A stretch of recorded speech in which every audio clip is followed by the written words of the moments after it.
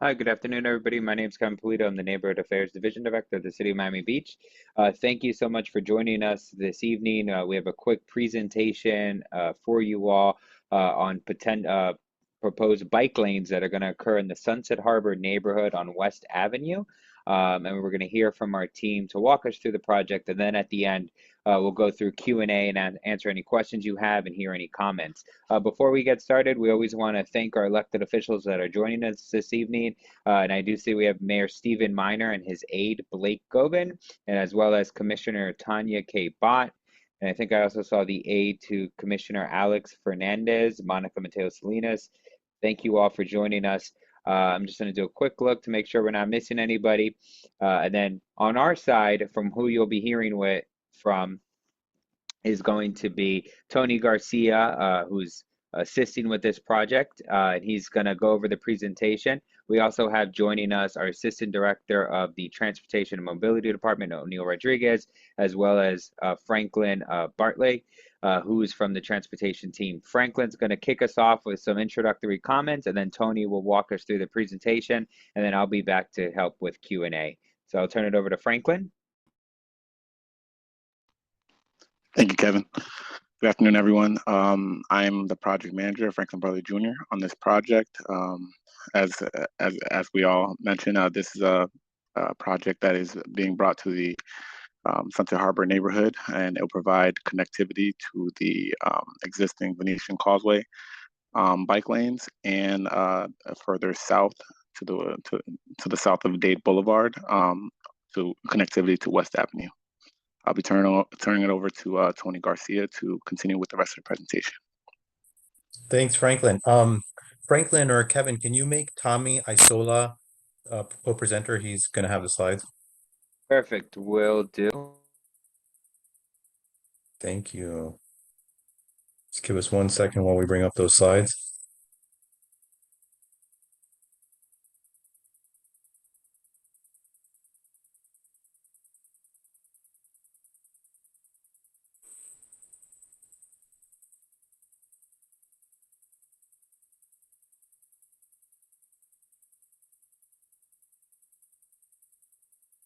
Great. So Tom, you should be able to share your screen now.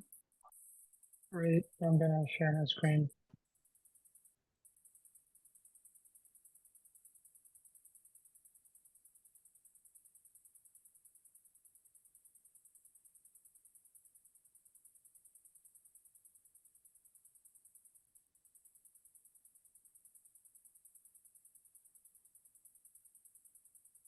Okay, great. As we do. Alrighty. Awesome. Thank you, Tommy. Okay. So tonight is going to be a pretty straightforward presentation. We're going to go over some designs for protected bike lanes on West Avenue from Dade Boulevard to 20th Street. You can go to the next slide. And we'll go over some background of the projects, a little bit of information on parking, and also how this project fits into the bigger bike lane network.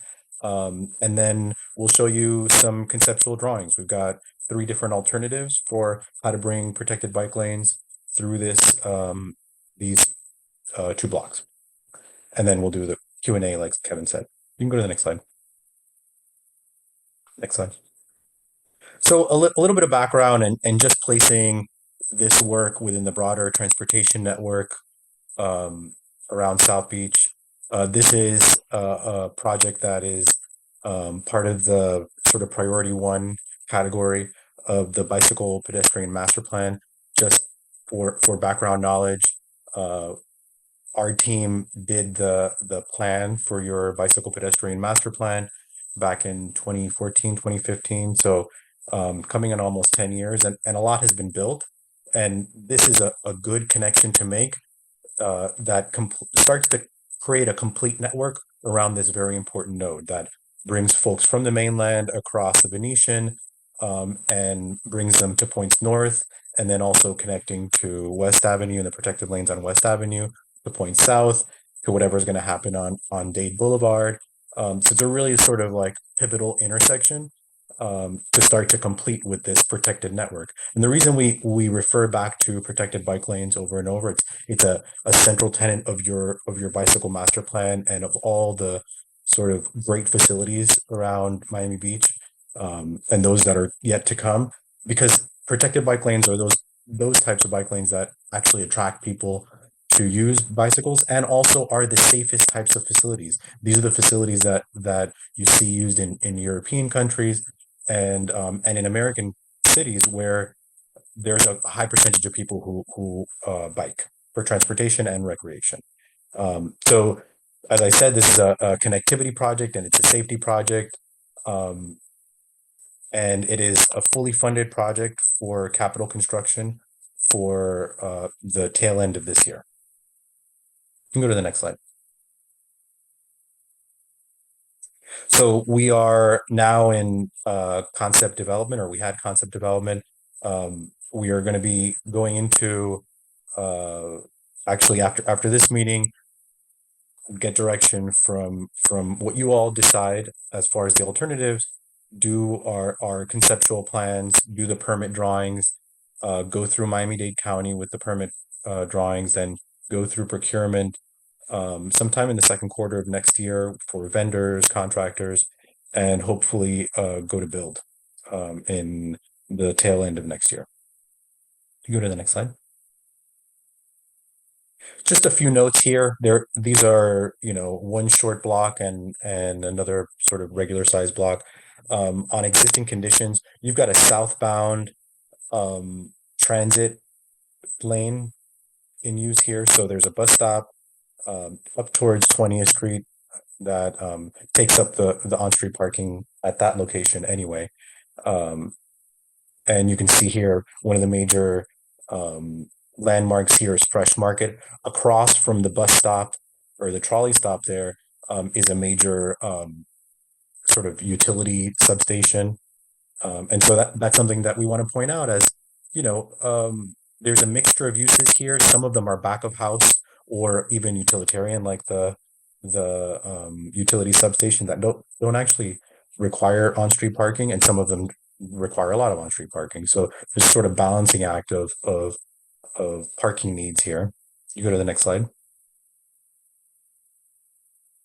One thing to note is that the lanes are actually wide enough to accommodate what we're trying to propose here. They're very wide.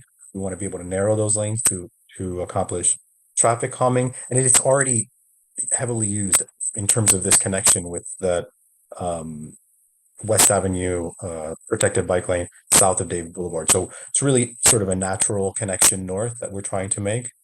Another thing to point out is that there are a lot of curb cuts on the west side of the street versus the east side of the street. So these are considerations for us when we're designing. And you'll also notice we've included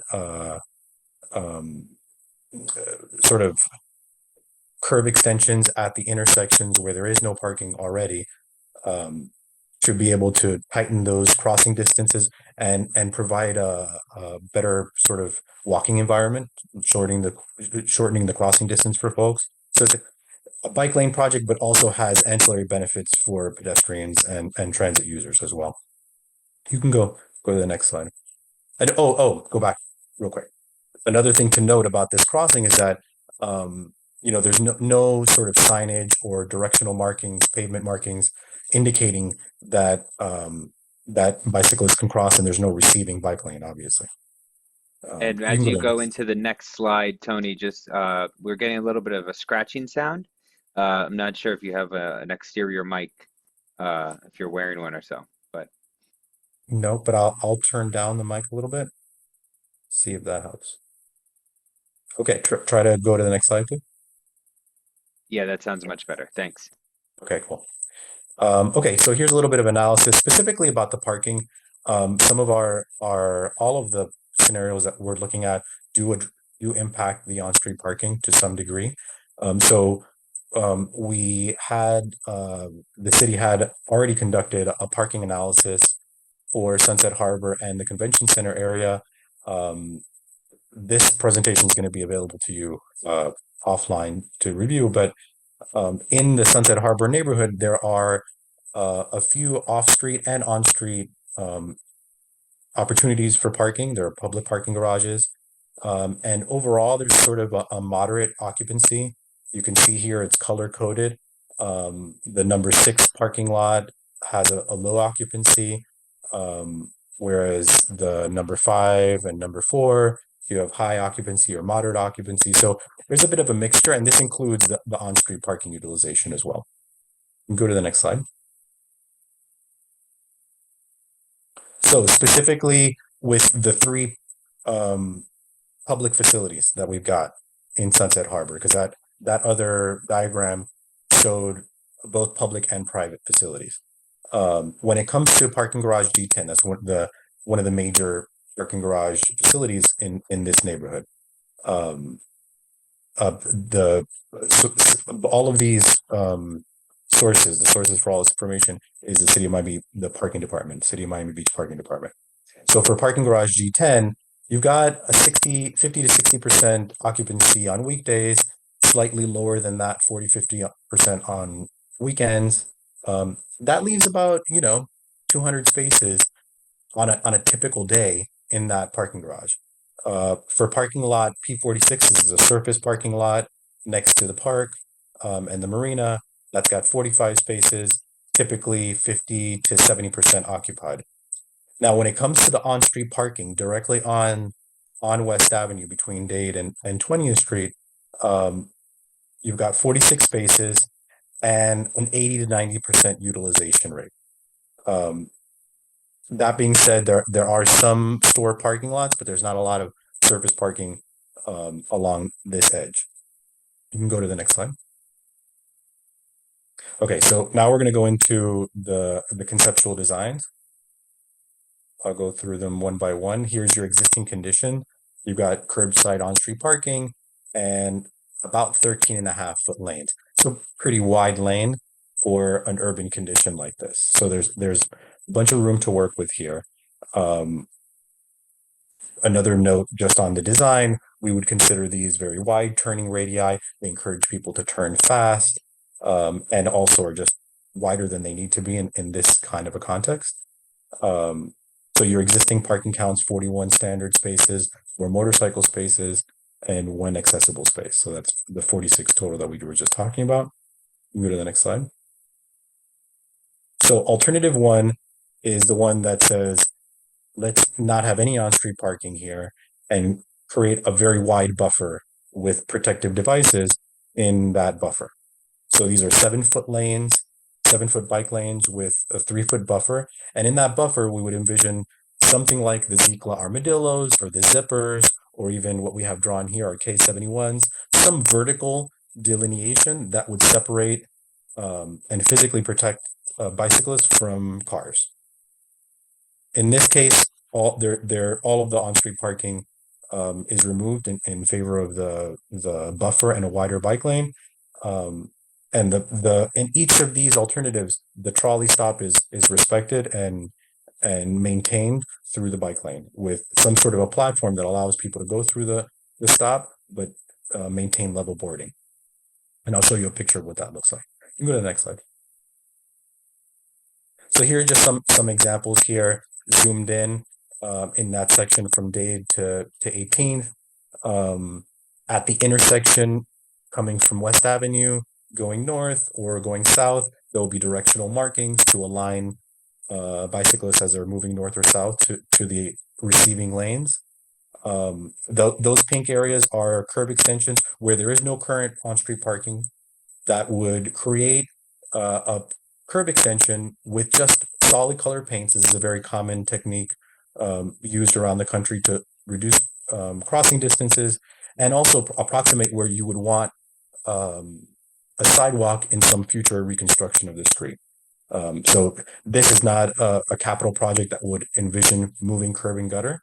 This is another layer of expense, but we can accommodate this type of curb extension, and then also crosswalks and pedestrian improvements at the intersection. And then you can also see the Zikla armadillos. Most people are very familiar with those. There's other Zikla products that we can talk about. Another very important note here. I forgot to mention earlier, this project involves not only the protected bike lane, but the installation of a bike signal at Dade Boulevard, going north and south. So this won't be the first bike signal, but it's going to be one of the earliest versions of the bike signal in Miami Beach, and it's been very popular. And this is, for those of you who don't know, it's a signal that's just for the bicyclists so that they know when it's their turn to go. Very popular, very good for safety, especially when it comes to turning movements. So you can go to the next slide. So that's alternative one. Alternative one, again, as you go from 18th towards 20th Street, again, the platform for the trolley, for the bus, is created with something like what you see in the middle image. We recently, maybe not so recent, but 2 years ago, we did an analysis for the city about different types of platforms. One of them is this Zikla. This is made by the same people who make the armadillos, but you can make custom platforms. There's other ways of creating a bike lane connection that goes through a bus stop so that you can accommodate for level boarding, to accommodate for ADA accessibility for the buses and the trolleys, while still maintaining that that protected bike lane. You can go to the next slide. Alternative two is in the same genre as alternative one, in that there are bike lanes on both sides of the street. That's really the preferred way of designing bike lanes. Sometimes you'll see in alternative three, we've got a two-way bike lane on one side of the street. Sometimes we do that because of curb cuts and there's reasons to do it, but having bike lanes on both sides of the street is really the normative condition. It's the condition that's the safest. And so in this condition, actually, we maintain on-street parking on one side of the street, on the west side of the street. And that has to do with the number of spaces that we were able to pick up when we were comparing east side versus west side. The west side is actually the side that we can keep the most parking. And that the way that we accommodated that was basically by shrinking the bike lane from 7 feet to 5 feet and creating a smaller buffer. This is still a sort of safe facility. It's not as generous as the first alternative, but it's still, this is a very good dimension, and also keeps a lot of your parking. So you've got 29 standard spaces, 2 motorcycle and 1 accessible out of your 46. So you're down to 32, which looks like a big loss by percentage, but actually it's not that big when you compare it against the amount of parking that's in the parking garage that's on this adjacent block. You can go to the next slide.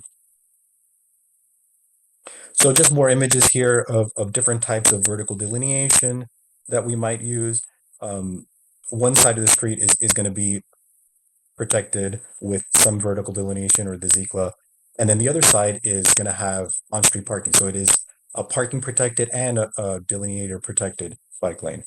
You can go to the next slide. Again, more examples of the same. The curb stops these are very similar to what we're using on Jefferson. For those of you who are familiar with the Slow Streets project, the K71s are also what we're using on Jefferson and 13th for the Slow Streets project.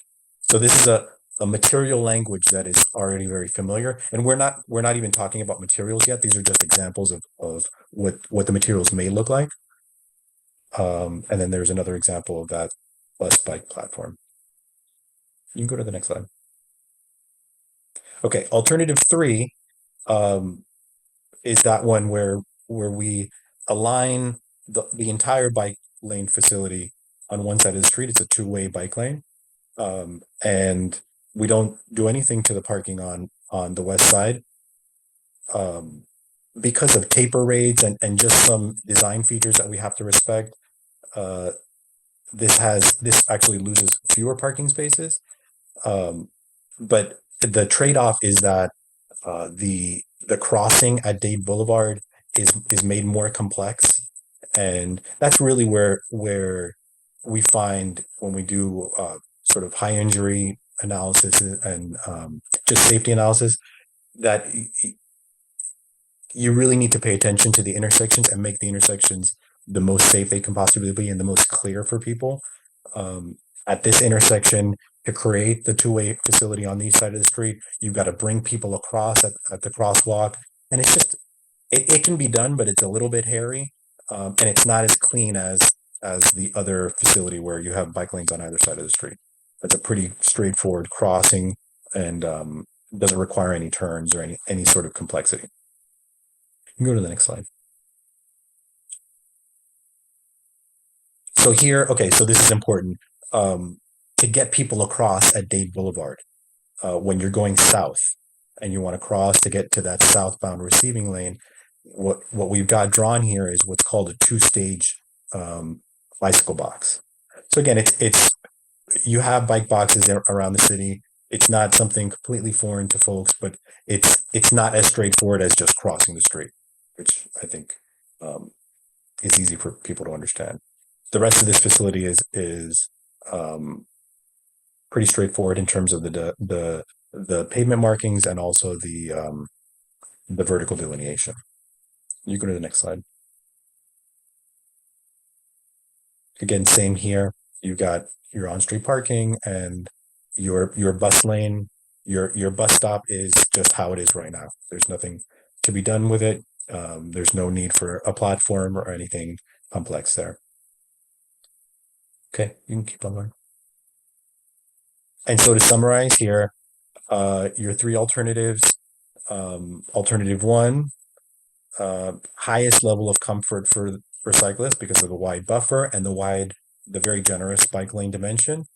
And it provides that continuous connection on both sides of the street. There's no need for an awkward crossing. But the con is that you lose all your on-street parking. Alternative two, you keep some of your on-street parking, but you also get your very continuous connection on both sides of the street and a slightly smaller buffer and smaller bike lane dimension. And then alternative three maintains more on-street parking, but is more complex for folks at the intersection, right when they're the most vulnerable, when they're crossing the street. So I think that's our last slide. Or we have one more with our contact. There's my contact information and Franklin, our project manager at the city, and Kevin as well, who is the communications, the neighborhood affairs director. And I think, Kevin, you had some survey you wanted to do? Well, not a survey, but we're just going to open it up for questions at this Okay. time.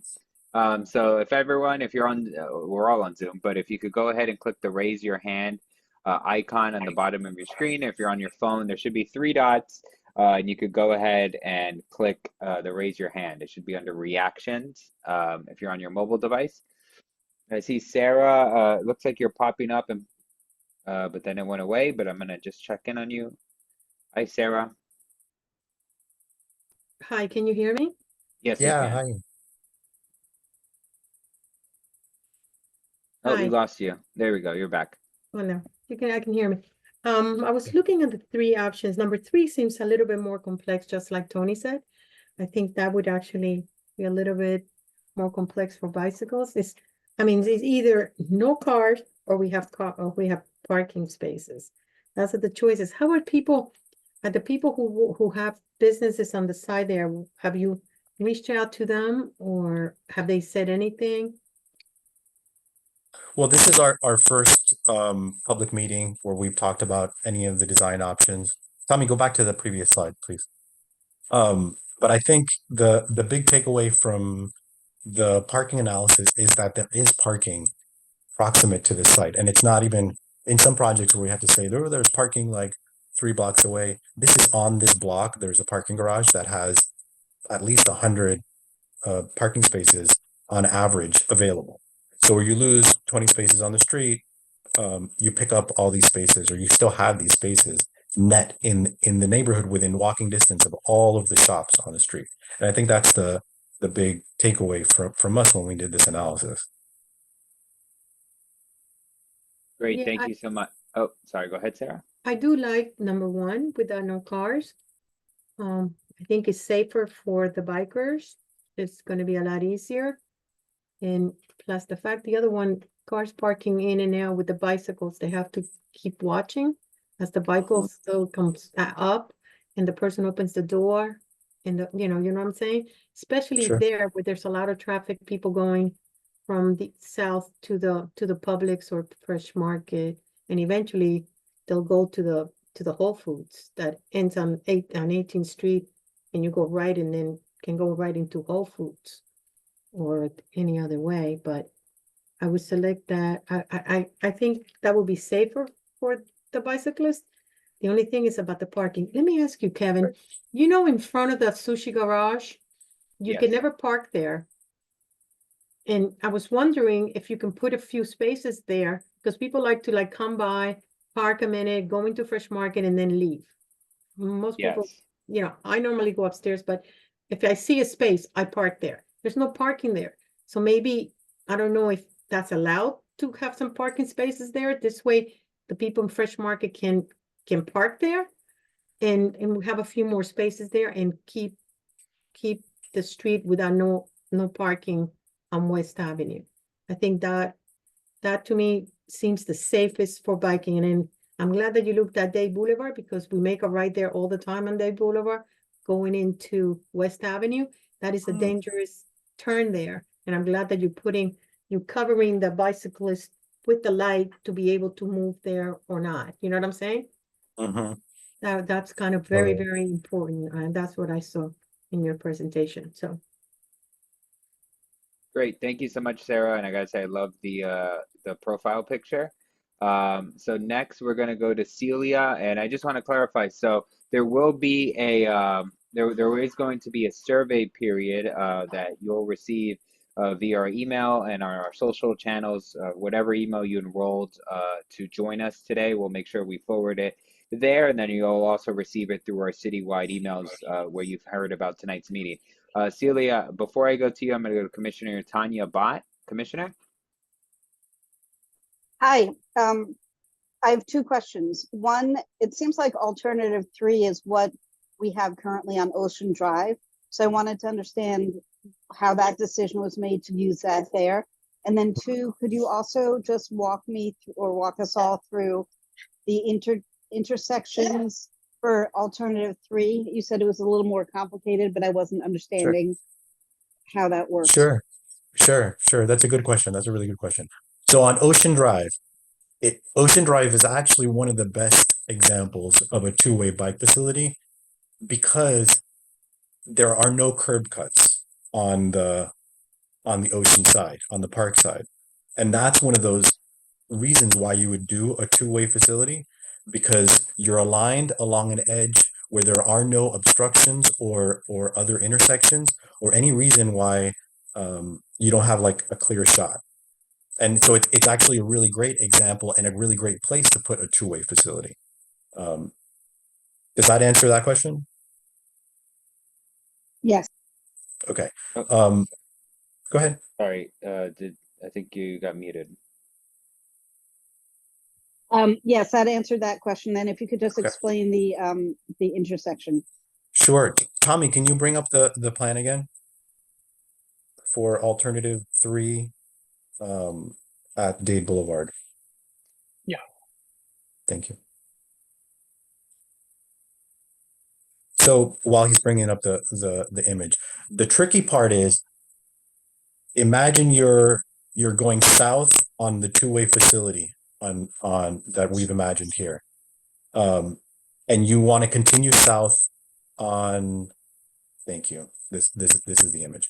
You want to continue south on West Avenue, crossing Dade Boulevard. Basically, you can't continue on your existing trajectory. You've got to cross the street, cross West Avenue, and then you have to cross Dade Boulevard.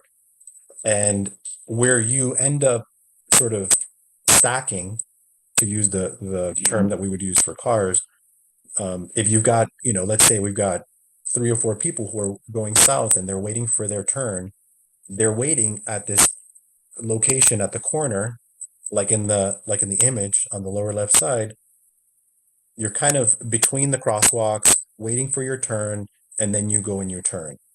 It doesn't feel like a supernatural movement to make. You just want to go continue forward on your path. And this facility, for me as a parent, it's very difficult for me to put my son or my daughter in that position in the middle of the road. It doesn't make me feel great. It's not the way that we describe bike facilities. There are certain types of bike facilities that are for strong and fearless people. So that's for like the bicyclists that you see on the road with spandex and they ride in the middle of the road. They don't use bike lanes, right? They just like to be in the middle of the road. But protected bike lanes and the type of infrastructure that we do are for the majority of folks who you just want to have a safe place to ride, somewhere protected where they're not in the middle of the street. And this condition to me doesn't feel super comforting. And that's why it's a little bit hairy. It takes you out of a protected facility. Yeah, and Commissioner O'Neill Rodriguez, Transportation, just to add, one of the differences that we have, although yes, on Ocean Drive we do have the two-way track, bicycle track on the east side of the road. However, the vehicular traffic as it's going southbound and approaches Fifth Street is a right turn only. So the vehicles are traveling in Ocean Drive in the southbound direction. As they get to Fifth Street, they cannot go through Fifth Street. They're only able to make a right turn only. However, in this intersection, as you can see, the vehicular traffic on West Avenue going southbound will be able to continue going southbound. And that creates that safety concern that we have. So in a way, then the bicycles would have to stop, cross West Avenue to get on the west side of the road, and then additionally cross Dade Boulevard. So in a way, we're turning this entire intersection into an exclusive protective intersection in order to allow for bicyclists to be able to cross safely, which is going to have other effects, which is why at this point, this is not the most recommended option for us. I hope that clarified a little bit. Thank you. Thank you, Commissioner. Next up, we'll go to Celia. Going to send you a request to just unmute. Yes, thank you. Hello, can you hear me? Yes. Yes. I live on Sunset Harbor. I have been driving my bike nearly every day for 6 years. I'm both a car driver and bike rider. And I always feel quite safe. I also put blinking lights on my bike, and I always feel safe, whether there's a bike lane or not. I have two questions for you. If this project were to be accepted, how long would it take to do this work, and how much does it cost to the taxpayer? Those are good questions. I'll send that over to O'Neill or Franklin. So as it was, Celia, how are you? As it was mentioned, this is a capital project. One of our capital projects as identified from our master plan. Right now, our capital project has funding $665,000 for the design and construction of this facility. As Tony said, we're in the design right now. We would have a more finite number for the construction cost once the design has been completed. However, based on the presentation and in the first few slides, we're anticipating completing the design in the first quarter of next year. Obviously, after we've received the feedback from the community out of the three alternatives that they would like to move forward with. Once we have that, we'll proceed with design. Again, anticipating having design completed and then permitted, because we do have to go through Miami-Dade County for the permitting by early next year. And then obviously we will have to go through the procurement process. So we anticipate right now our goal is to start construction between the third quarter and fourth quarter. So summer, late summer, early fall of next year. So you're saying that that would take about 3 months to do? So Is we it- anticipate having approximately 6 to 9 months of design and permitting, then about 90 days for the procurement process, and then construction right after that. Okay. I understand the capital project, so you have money for that the taxpayers paid for. $650,000, that's a pretty big chunk of money right there. So something to think about. Yep. That, All right. definitely. Thank you so much for your comments and questions, Celia. Yeah. Thank you. Next up, we're going to go to Linda.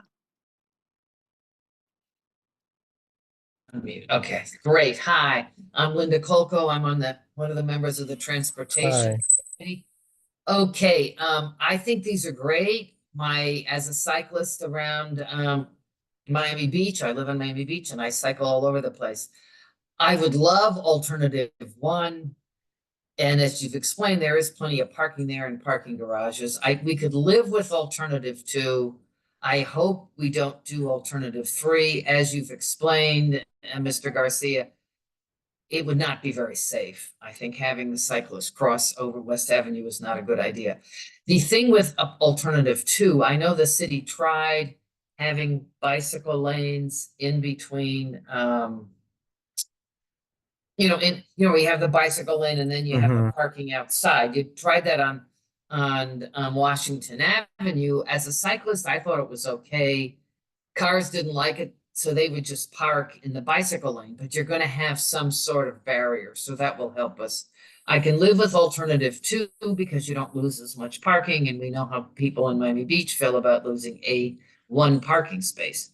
But I really support this. Thank you very much. I'm pleased to see we're trying to add more bicycle lanes, and I would be thrilled with 1, but I can certainly live with alternative 2. Thank you. Thank you, Linda. Thank you so much. So we're going to go next to Michael.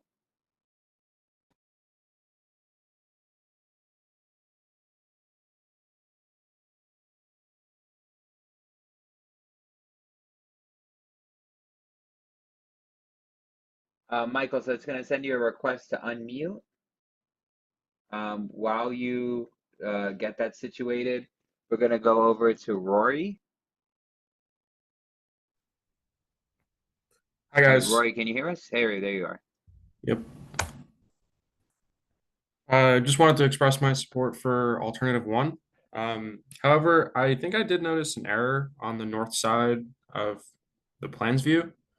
If you wanted to head over to that, I know that there's an entrance to the multi-story parking garage for Publix. So I just kind of wanted to point that out.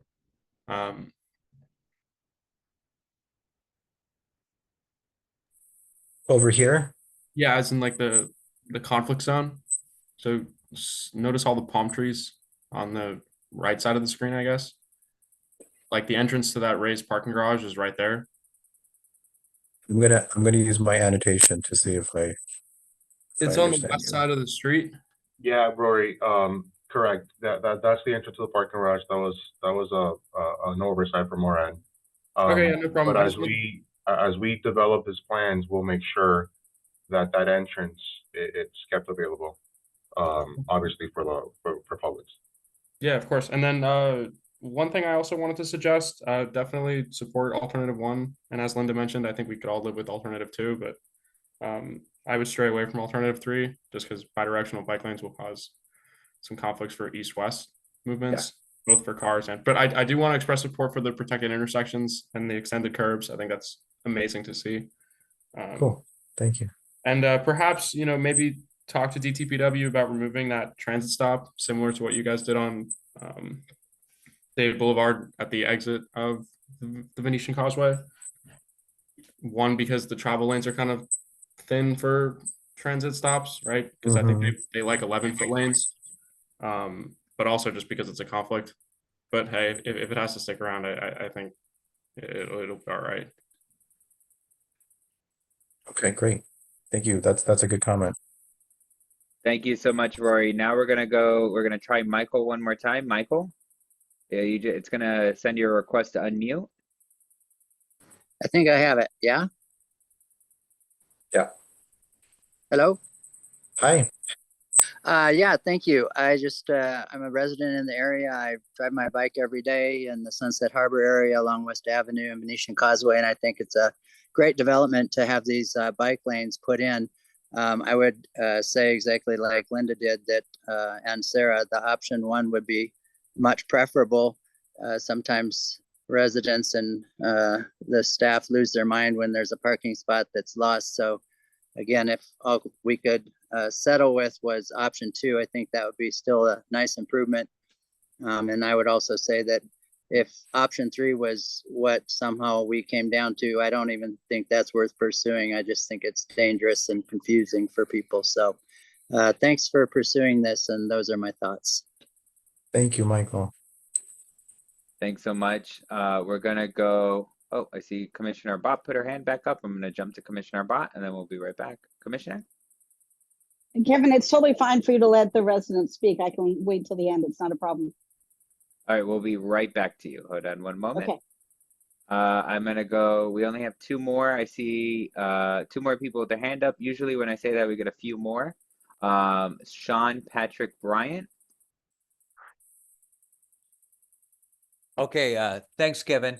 I'm going to piggyback on a lot of what other people said. Is option number 3, I do really see as dangerous. You know, at times people would have to wait for 2 traffic lights, you know, to cross over to the bike lane on one side of the street. I think people aren't going to do that. I think they might even continue to go into the single lane bike lane as they cross the bridge. One thing I'd like to point out too, in addition to the parking garages that you mentioned, and Sarah, my fellow president of the neighborhood association, I'm president of BIRA, when she was talking about Susie Garage and parking for Fresh Market, is to keep in mind that Fresh Market has a parking garage too. And I do feel that some of the cars that may park on the street, if they needed to, they could access that free parking garage. I would go for option 1. Like other people, I could live with option 2. I'm just curious, one last thing. On the transit area that is down there by Publix, is there any possibility that you could look at moving the transit area to the front of Publix? I know we had that at one time. I know right now it's marked off as bus parking stop. I know sometimes cars get there, but if all of the transit was moved to the front to use that space, maybe that might eliminate some of the problems that you're having with the transit center. The last thing I'd like to say is I do like the protected bike lane being next to the curb and with the parking on the outside of it. You know, as I go over there to the pizza place and the bar and stuff that's over there, I do notice a lot of people double park and run in to get food. Well, sometimes it's a long wait. And by having the cars and then the bike lane next to the curb, that would at least keep the bike lane open and safe so people aren't just double parking on the bike lanes to go do food pickup. So that's my comments. Thanks for your time working on this, and thanks for having a public meeting. Thank you, Sean. Thank you so much, Sean. I'm gonna go quickly to Marilyn. I saw you put your hand up, but then it disappeared. I just want to see if you wanted to speak, Marilyn. I'm here. I'm here. Thank you. Thank you for the presentation, and thank you for everybody for their comments.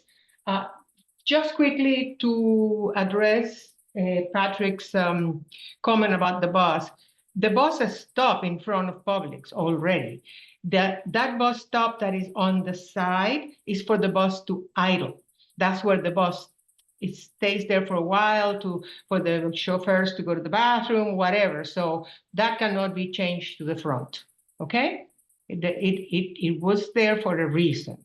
And besides, you cannot idle a bus in the front of Publix. Okay, now going back to the bike lanes, I agree with Sarah. 1 will be ideal, 2 will be kind of tolerable. And I am sure that the businesses on West Avenue would prefer 2 to 1. So you don't want to have a mutiny there of businesses. 2, we can live with 2. 3, if we didn't have that problem with the intersection, I love all the bicycles on one side, but it is really cumbersome with that Dade Boulevard intersection. Okay, and this is a great project, and it would be great for Sunset Harbor, the continuity of West Avenue, with the West Avenue neighborhood. Now, having said all this, I need to say something because I have said this at I don't know how many Sudnik hours. And I mean, I've been in Miami Beach 25 years. I have seen so many accidents. I have seen so many people killed on the Venetian Causeway, for example. We have a problem with the bicycle people in Miami Beach. They do not stop at the bus. They do not stop at the stop signs. They do not stop at the traffic lights. I mean, traffic lights and stops are just like kind of suggested. They do not stop. And one day, Sarah and I were going to a meeting at City Hall, and we followed a bicyclist just to make for us to see, what he was doing. And every single traffic light, every single stop, he just went through it. And I said, Sarah, this is what we get here in Miami Beach all the time. It's a risk for them, and it's a risk for us, the people who are on cars. You don't want to run over a bicyclist. I mean, God forbid. It would be terrible. So the city has to do something about the people who ride bicycles. If a car did that, we would get tickets. I mean, it would be, why can the city not do the same for bicycle riders? And then the most important thing is, I think we should have an educational campaign, because that everybody starts by learning, okay? They have to follow the traffic rules just like everyone else. I'm sorry I'm venting here, but not too long ago, there was a death on the Venetian. We were coming one night, and there was a big to-do, and somebody was killed. It's terrible. It is terrible. We spend so much money doing bicycle lanes and doing all kinds of armadillos and all kinds of things, and people just zip by traffic lights and stop signs. So, thank you. Thank you, Sarah, and thank you for sharing that. And Jose Gonzalez, our Director of Transportation Mobility, he's also on with O'Neill, and I know we've been working closely with FDOT on different campaigns. So I think what Jose and our team will do is really take it back to FDOT, and like you said, an educational campaign, just to remind all that ride bikes that all traffic rules apply to everybody. And it's important not to generalize, not all bike riders, but there are some that may not abide by stop signs. So I'm going to go next to Matthew Goltanoff.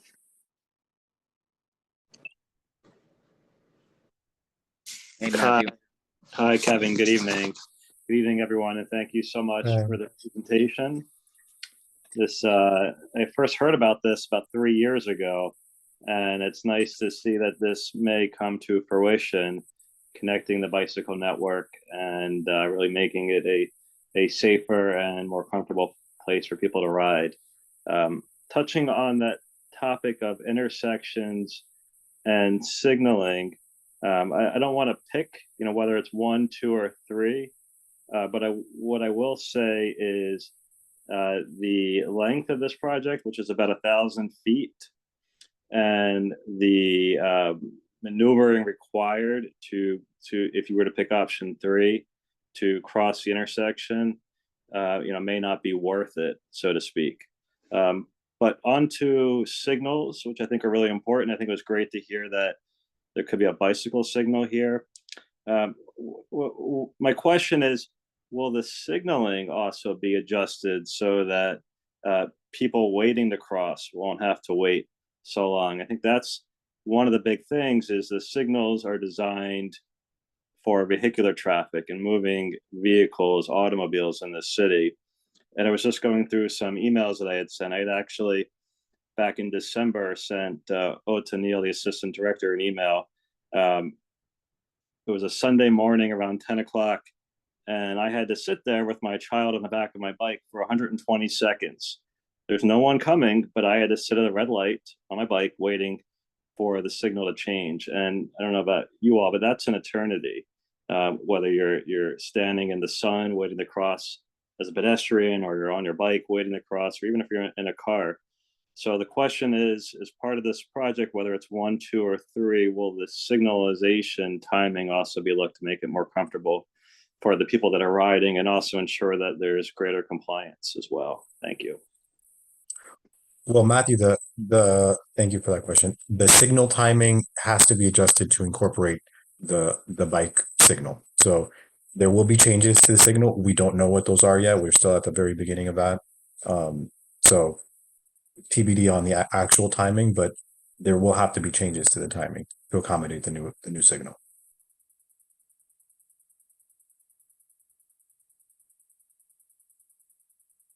And just to add a little bit of that, yeah, the detection will be there for the bicyclists. As far as the signal timing plan that will be in place, as something that will be developed as part of this project. And of course, it's something that needs to be reviewed and approved by the county.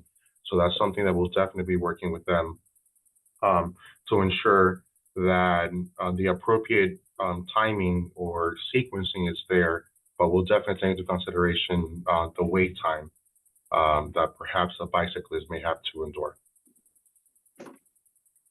Thank you. And I just want to also, I'm gonna go back to Matthew, and Marilyn put up her hand as well. So I'm just gonna check in with them. And I just want to go back to Sarah's comment in respect to those parking spaces and recognize Jose is also our interim director of parking. So Sarah will take that back to Jose as well to look at additional parking in that area. Matthew, I just want to see if your hand went up for a quick second. Not sure if you wanted to follow up there. Yeah, it was by accident, but I again just want to stress that the signalization is so important here and elsewhere, and I don't want to lay blame to anyone. I heard the previous caller as well, but that's got to play a role in why people don't necessarily obey the signals, because you'll never get anywhere in the city, and it's counterintuitive, but people will cross against a signal if they have to, wait forever and ever and ever. And that's one of the things that I hear over and over again from people now is the signalization. So I know I've shared it with you all before, but just wanted to reiterate that as well. Again, thank you. Thank you, Matthew. So now we're going to go to Commissioner Tanya Bott, and then we'll wrap it up with O'Neill and Jose. Commissioner Bott? Yeah, hi. So generally, for anybody who's on this call, I want to just let everybody know that this has been really useful for me as well. I've been working with Jose and his team and code enforcement and police and like all kinds of staff members from the city administration, including marketing communications, about micromobility and bicycling in general. And we kind of started with what I call the low-hanging fruit on the beach walk, and how to make that a safer place for people to walk and to ride their bikes, and be able to collect data so we can determine how to best make use of that really wonderful place to be on a bike. There's a lot more heavy lifting to come down over the next 6 months or so, but you can check out what we've done so far from the presentation that was made by Jose at the last commission meeting just a couple weeks ago. So I hear everything that you guys are saying about your frustrations and the safety issues, not just specific to this project, but in general. And it's so frustrating to learn that, you know, from a statewide level, the state hasn't really tackled a lot of these issues. And, you know, in some kinds of instances, there aren't even ways to document that there's been an instance between a pedestrian and a bicycle, or, you know, a bicycle and a scooter, because they're not captured on the traffic citations or the vehicle accident reports. So collectively, our community and the larger community in which we reside, definitely need to step our game up on this, because, you know, it's not like we're in Minnesota where you can only ride your bike for 4 months a year. We can ride our bikes year round. We are going to be embarking on an educational awareness campaign above and beyond what FDOT is already working on, to let people know, you know, kind of where it's okay to ride, where they need to walk. You know, if you think about Lincoln Road, it's a wonderful place to stroll, but, you know, you can get run over by people on wheels of one stripe or another. So, Marilyn, we can definitely include some of the things that you're talking about in terms of general, you know, courtesy and comprehension of what you are not supposed to do as a cyclist. And we'll be working with our police department on that as well. So that's the preamble. The actual question I had was for both the professional staff on the call and some of the residents who are avid regular cyclists. I hear people extolling the virtues of armadillos, and I hear as many people cursing them out. I saw in this presentation this very great looking black and white elevated path for bikes and buses, which seems like it would eliminate the concerns about armadillos. But I kind of wanted to take a temperature both from professional staff and from residents about what the current thinking is of what, or even those little plastic poles that you see on 395. So have at it.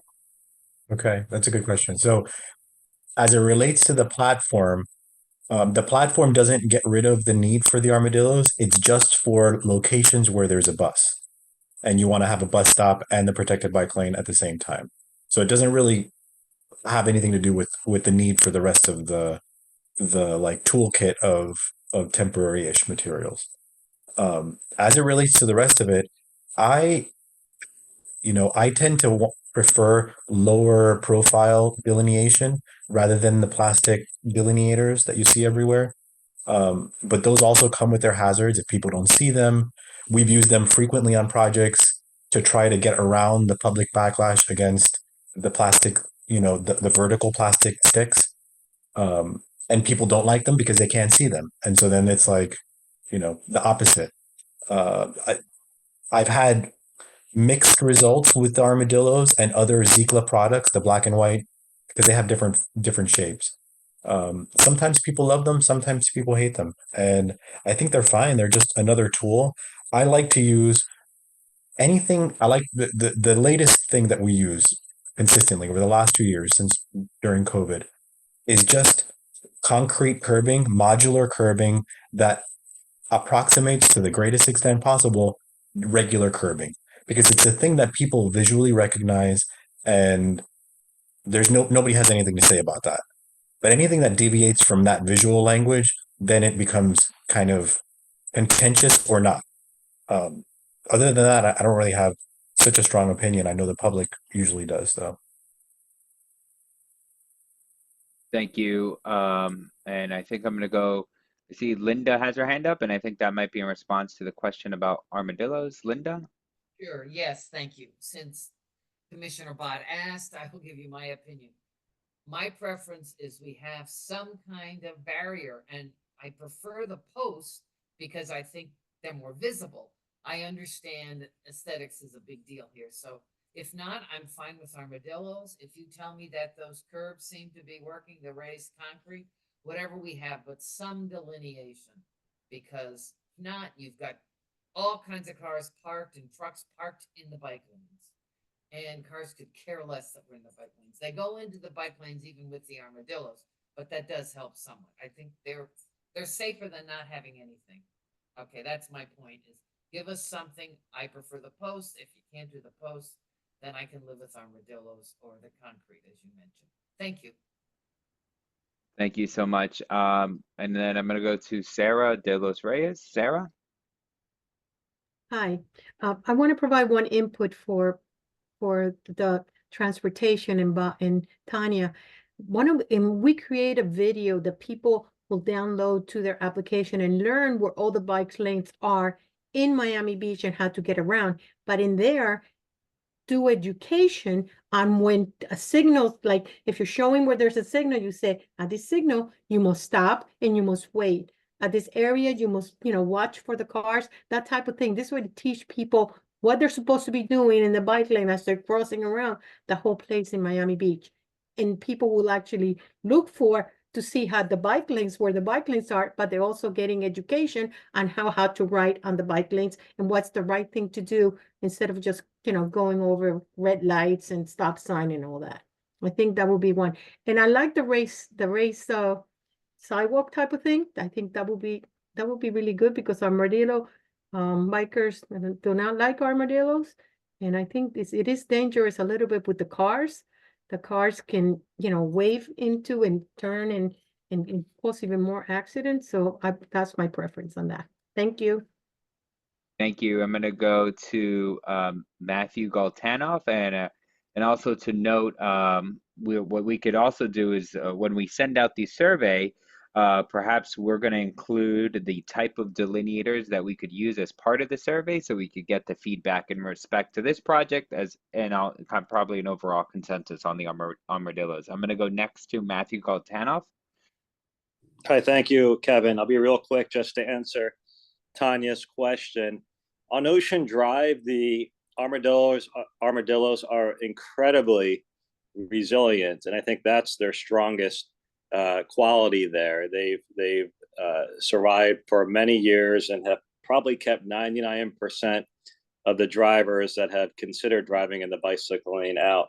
The plastic sticks, as some people call them, unfortunately, they're not very resilient at all. If you drive on the MacArthur Causeway, you'll see that that probably 75% or more are gone in just a few months since they've been installed. So we also have to consider, the maintenance life cycle as well. So, like Tony, I'm agnostic, I think, to the exact separator that's selected, but it's got to be something physical and resilient and one that keeps drivers out. So can I jump in with two more questions based on what I'm hearing? So the MacArthur delineators might not survive so well there because people are going, 60, 80 miles an hour, but on our surface streets where people are going, in theory, significantly slower, I wonder if those sticks might have a better chance of survival. And then the other thought was, Tony, could you explain a little bit more what that curb looks like, the cement curb?